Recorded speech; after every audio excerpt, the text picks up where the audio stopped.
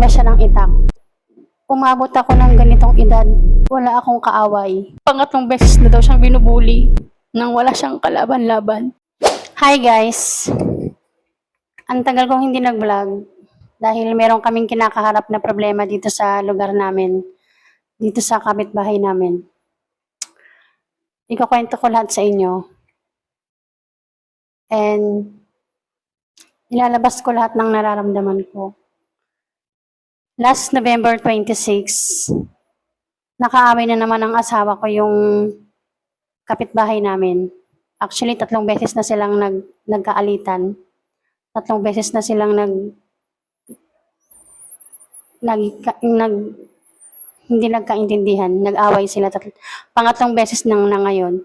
Yung una at saka yung pangalawa, siguro bago mag-pandemic. And then nung November 26, naulit na naman. Ganito kasi yung guys, naghahakot ng panambak yung asawa ko. Umuwi siya ng maaga ng 8 p.m. Kasi nga naghahakot siya ng panambak dahil ilalagay dito sa bahay namin. And then dumating siya, pagkadating niya, kumain muna siya. After niya maghakot ng panambak, after niya kumain, naghakot na siya ng panambak. Ako naman naglalaba ako nung time na yon. And maaga pa naman. So, ito kasi ang pwesto ng bahay namin. Bahay namin to, bahay nung, tapos yung paupahan nung nakaalitan ng asawa ko, tapos yung bahay na nila. Ganon. So, nakailang balik-balik yung asawa ko doon. Bigyan na lang siyang hinarang. Tapos, sumigaw agad na ang ingay-ingay mo, nagpapahinga na kami. So, tapos ayun, nagkasigawan na sila, pati yung asawa, nakisigaw na sa amin. Pati yung asawa, pinagmumura na kami, as in, sumasagot lang kami sa mga murahan nila, sa murahan yung kapitbahay namin. And, ayun, after noon, nagkaharap sila sa barangay, nagkasulatan sila, nagkapirmahan sila, nakalagay doon sa kasulatan na itong yung kapitbahay namin, bawal na siyang manugod, bawal na siyang magbitaw ng masakit na salita, at bawal na siyang manita. Kasi kung may problema siya, sabi sa barangay, diretso siya sa barangay. Kung meron kaming nagawa, diretso siya sa barangay, wag na siyang makipaghamunan ng away. Kasi, naglabas pala ng itak yung guys. Naglabas siya ng itak. And yung asawa ko lumabas, ay tumakbo kasi wala siyang pananggalang. Kukuha ata siya ng pananggalang niya. So, ang ginawa ng anak kong babae, kinulong siya sa gate, kaya hindi na siya nakalabas. Tapos ayun, nagkapirmahan na sila sa barangay. Ang sa amin lang, gusto lang naman namin ng katahimikan dito sa lugar namin. Gusto lang namin ng tahimik na pamumuhay. Pero iba kasi yung ugali nila sa ugali namin. Umabot ako ng ganitong edad, wala akong kaaway. Never ako nakipag-away.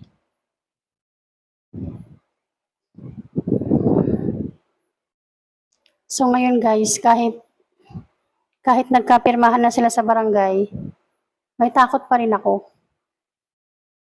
Kasi yung asawa ko napuno na siya. So, kagabi nga, umiyak na naman ako ng umiyak doon sa asawa ko kasi napuno na daw siya.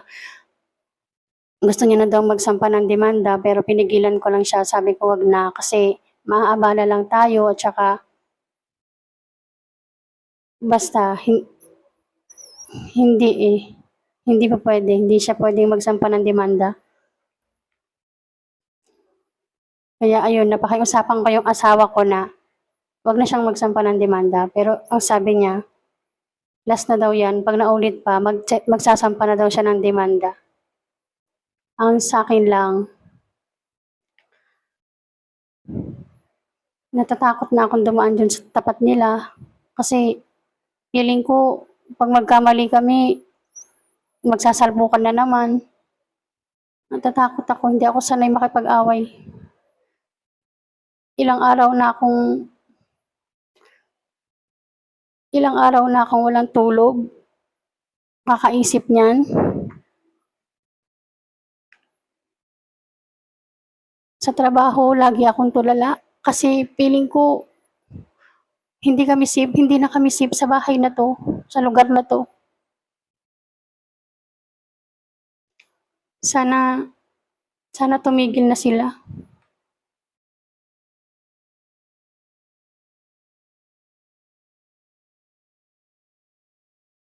Ilang araw na akong hindi makatulog, ilang araw na akong tulala, hindi ko kayang maging masaya.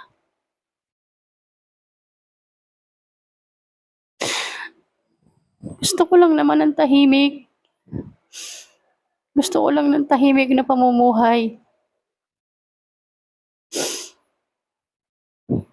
Hindi kami masasamang tao.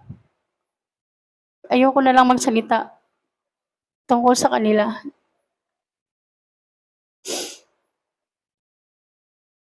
Pero alam ko yan sila, ayoko magsalita.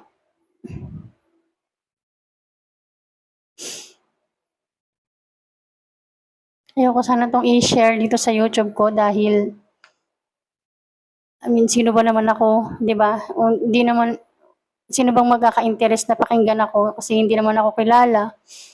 Pero ilalagay ko 'to sa YouTube ko para mailo-look back ako. Sakaling malampasan namin 'tong dagok na 'to, sasabihin ko sa sarili ko, "Ay pinagdaanan ko 'yan, kaya ko 'to shine-share dito sa YouTube channel ko."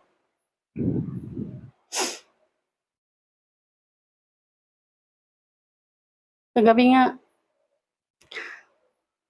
nag-iisip na naman ako kasi lalo na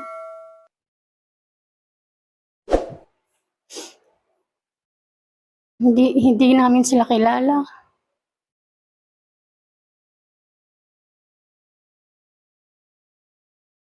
Sana sana last na 'to. Natatakot na talaga ako. Sana last na 'to at sana tahimik na rin sila kasi tatahimik naman kami. Naaawa ako sa asawa ko.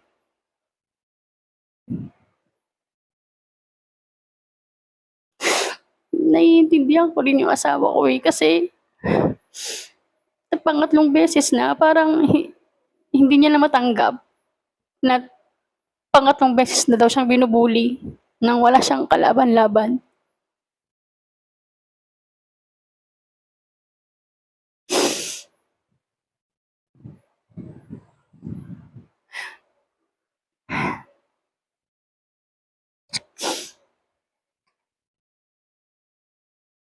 Kasi kung meron lang kaming lilipatan, kung meron lang kaming mapupuntahan, ayoko na dito. Gusto ko nang lumipat.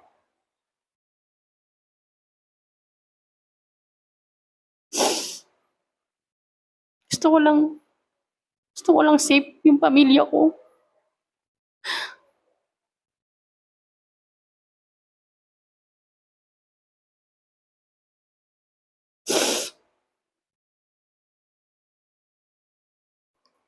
Ayoko ng ganito, ayoko ng may kaaway.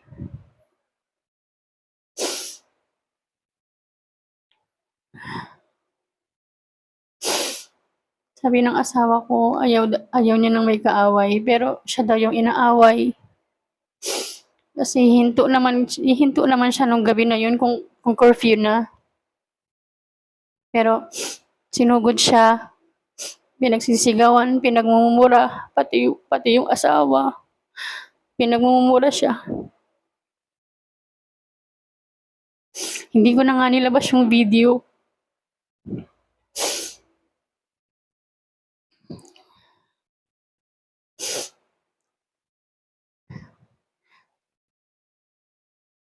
Mabait naman kaming tao, hindi naman kami pinalaki ng mga magulang namin na mang-away, na manglamang sa kapwa.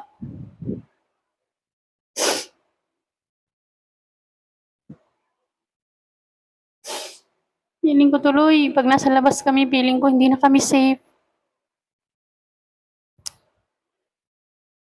Kasi maraming tropa yun dun banda sa labas. Alam nyo na, ayoko na lang magkwento about sa kanila. Ayoko silang siraan. Dahil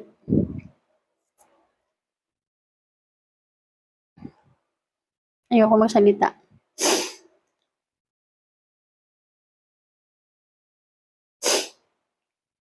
Pero sana malampasan namin tong problemang pinagdadaanan namin ngayon.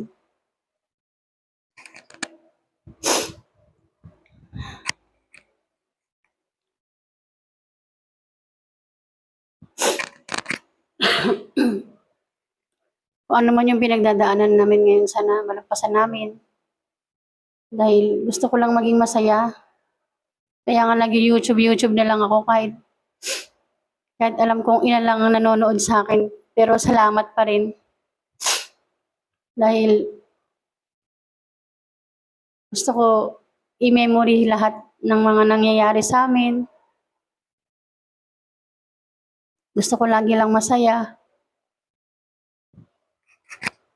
Hindi nga alam ng mga kamag-anak ko, ng mga relatives ko na may YouTube ako eh. Kasi nga ayokong mag-ano sa kanila kasi nga mahiyain ako.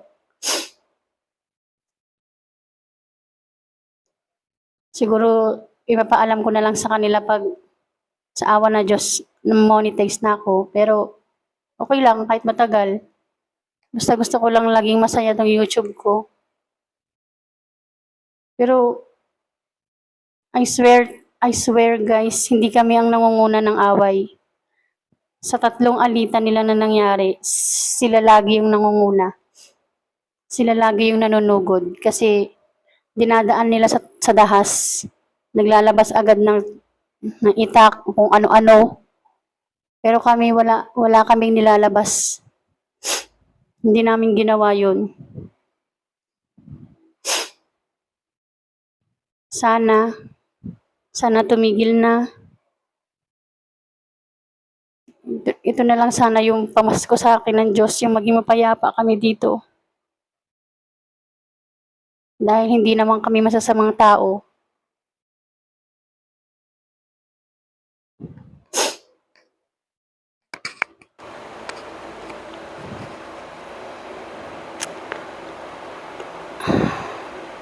Sinare ko lang sa inyo guys kung ano yung pinagdadaanan namin ngayon. Sana malampasan namin to.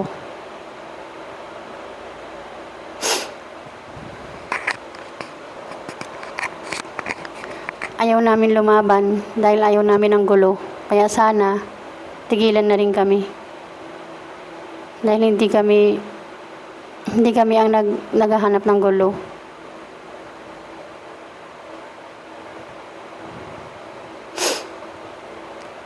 May video nga ako pero hindi ko nilabas yun. Dahil ayoko silang sirain.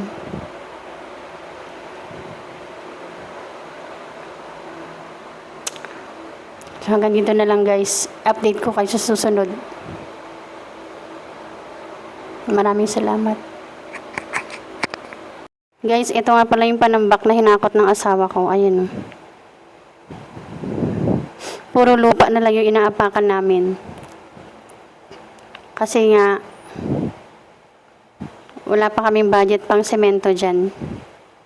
Kasi sobrang binabaha talaga kami dito. Kaya ayan, puro lupa na yan. Pero itong kusina namin, hindi naman. So, ayan lang guys.